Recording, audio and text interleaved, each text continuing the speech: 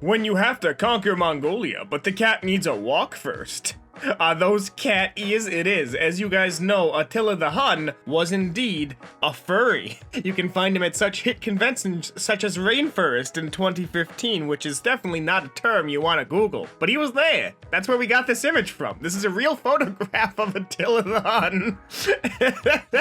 Hello everybody and welcome to Kalbus. My name is Lumo and today we are looking at r/Tumblr for posts from that sinking ship that we all know and love. Good old-fashioned Tumblr. Let's just get right into it. Gotta make your own fun at work. Thinking of the time I ordered Olive Garden online and I put, "Please speak to me" in an Italian accent in the special request category and completely forgot about it.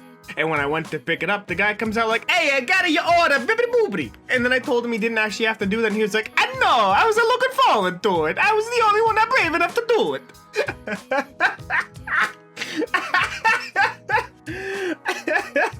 I know this is some, like, primo, old-fashioned r/that happened material, but, like, I love this.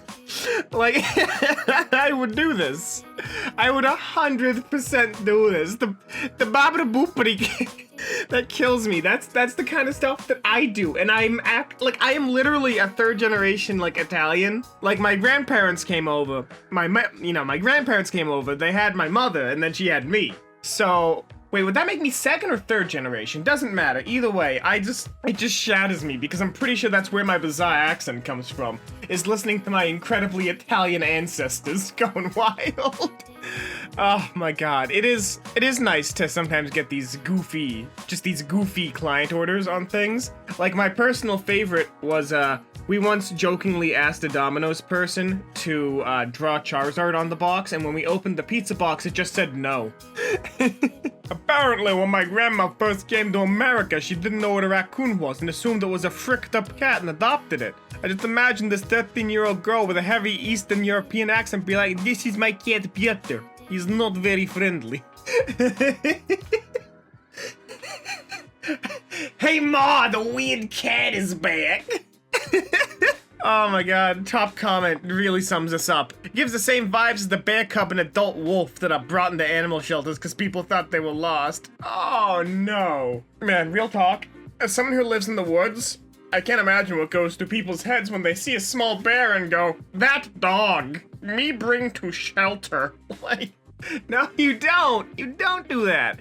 Because there's a solid chance if you try taking that cub, he's gonna whine a little bit, and then you've got like 250-something pounds of raw anger barreling down on you, and you don't want that. That's not the day you want to have. Gamers, is it wrong that I almost miss being on Tumblr? Like, all the bad elements just went to Twitter. Tumblr must be pretty pure right now, right? Right? I might make a Tumblr. This September, please play nice. Please. September. Isn't it currently March 174th? I was so confused by this post, because I genuinely thought, isn't September in 3 months? It's in 6 days. Well, I hate to break it to you, but it's here today. Now. We are in the September. It has gotten us. We have been absorbed into its moist flesh. Oh my god. I genuinely feel this. I feel this on several levels. This year has been both excruciatingly slow and exceedingly fast. Like, genuinely. It genuinely feels like things have just been going nowhere and everywhere simultaneously. Like, so much has happened this year. But so much of it, for me, has been good, because it's not like I left my house anyway. Oh, man, it's just so weird to think about. Like, I'm not gonna go into a reflection of what's been going on with me, but, you know, 2020 bad, joke over. I want to write a D&D campaign, but just lay it by myself and DM myself. I have been informed that this is called writing a book. God, there was a hard times headline. There was literally like, DM finally crafts perfect campaign. Distributes scripts to players. We used to have this DM.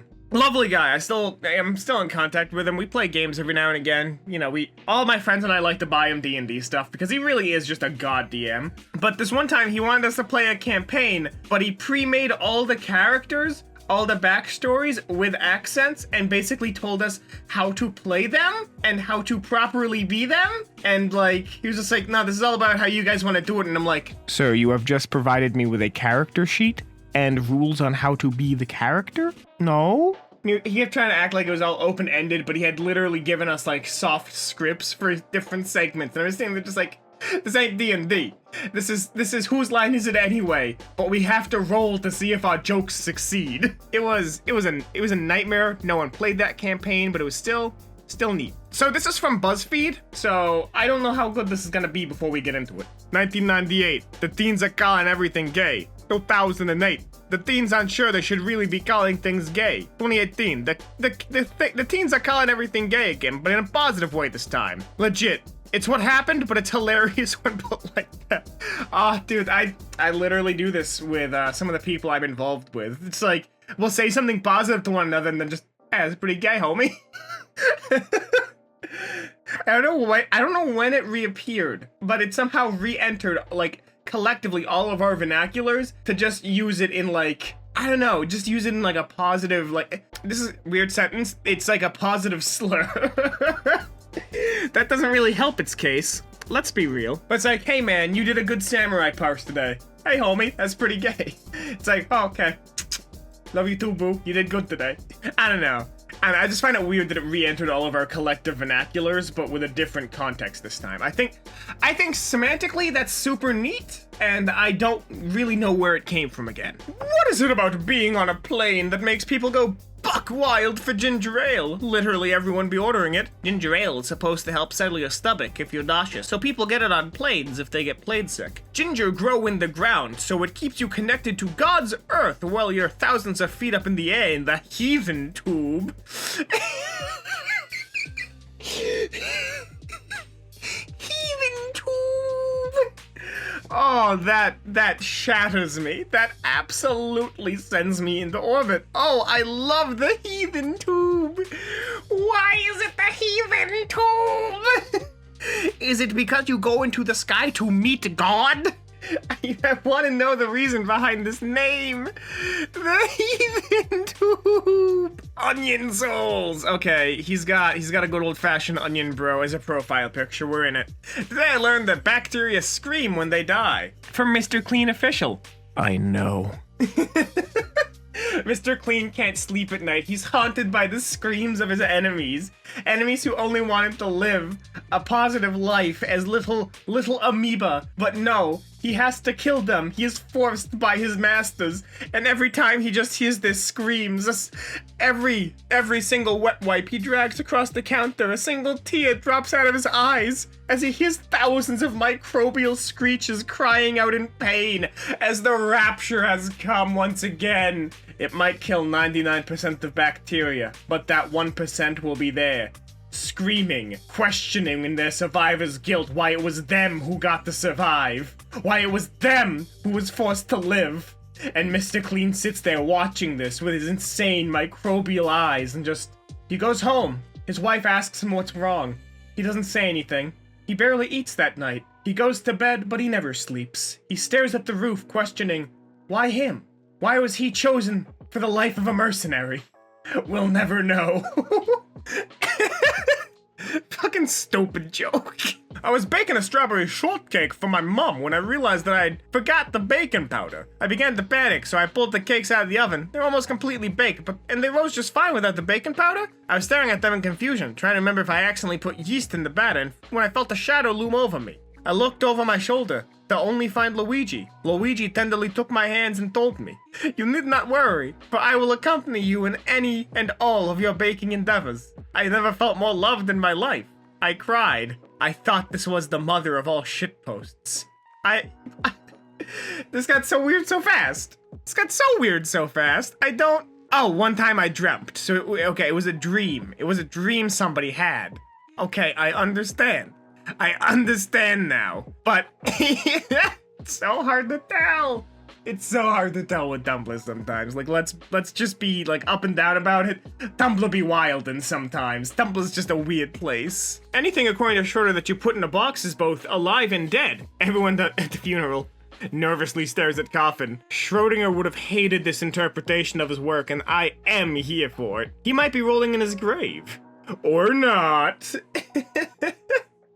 So stupid. The entire point of that experiment was that, like, a nuclear isotope. Basically, if it had a half-life, it would have killed the cat, but you could never know if it had a half-life, so the cat was simultaneously both alive and dead in a bizarre quantum state. Because radioactivity is quantum in some way, shape, or form. Look, quantum mechanics and I don't get along. I'm a games artist, I do marketing material, I shitpost on social media for people half my age. I'm not the best with quantum mechanics, so take this with a grain of salt, but I'm pretty sure that was the whole point of the experiment, was the cat was in a bizarre quantum state, which is neat. But I don't understand jack about it. Today I learned that jaguars have been reported to eat the hallucinogenic Erushkia root before they hunt. Indigenous people of the Amazon believe the jaguars do this to sharpen their senses. Cats can have a little DMT as a treat. So this is gonna be weird. This is gonna be a weird post, because I think that's funny and neat, but at the same time, I am a straight edge, I don't drink, I don't smoke, but I'm gonna tell you right now, I don't plan on doing them, because don't do drugs, kids, but I am genuinely curious about, an experience on hallucinogenics. I follow a couple of subreddits that kind of quench this curiosity for me, because at the end of the day, I don't like not having control of my faculties. I like being in full control, being able to trust what I'm seeing, stuff like that. But I don't know, there's something just bizarrely attractive about this, like something that captures my curiosity. And while I'll probably never do them myself, I know my brother did some hallucinogenics at some point in his life, and I remember him describing it, and he basically was telling me about how it was the world's worst trip, and he was just sitting there as the floor opened up and just swallowed his roommates or something. Like, it was some bizarre, nightmare situation where he was just sitting there on the edge of this pit, cowering in fear that it was going to get him too, and then it just went away, and apparently his mind had processed his homies getting up to go to bed as them getting swallowed by the hole or something. Like, it was, that talked me out of ever wanting to properly try it, but it was still, it's fascinating. It's so fascinating. Hello and welcome to my Tumblr. Here you probably won't find any basic info about me, like my name or what I usually like to do, but you will absolutely find all of my deepest, darkest secrets and emotions, along with my body measurements. The wise man at the nudist beach, when discovered by an acquaintance, covers not his dick, but his face. I mean, I don't know. If it's out there, they might as well admire the dick, but I don't want them to know whose dick it is. They have to earn that privilege. With a good old-fashioned reach around. You don't get to know who I am without a good old-fashioned prostate punching. Let's just move on. This post got weird. Before the pandemic, I didn't believe a school would stay open if there was a giant deadly snake in the pipes with the potential to kill students. Now I could see it. I mean, to be fair, the schools are trying their best to not open back up. So I'm going to disagree with this. Living in the Northeast, we see a lot of snow and a lot of really bad snowstorms. It's very inconsistent when they close schools for, weather. So, I feel like it's kind of like a 50-50 thing. If they close the school, they have to pay all the teachers for a day of not working. But if they, leave the schools open, they're risking people. But if they think they're not really risking people, then they can leave the schools open. But, I remember, I think it was 1 month we had two 2-foot snowstorms in my state. And I remember the first one, we remained open, but it went so bad that the second one got closed before the first flakes hit the ground. So I know, schools and opening are weird. It's not consistent, there's no pattern, and it varies based off of school district, but it's wonky every time. And that's all the time we have here today on Kalbus. If you like this, make sure to subscribe and leave a like, and maybe even share it with a friend who could use a good old-fashioned tumbling. If you want more r/Tumblr, there'll be another one popping up in just a couple of seconds, but until then, my name has been Lumo, and I hope to see you in the very next Kalbus video. Have a lovely day.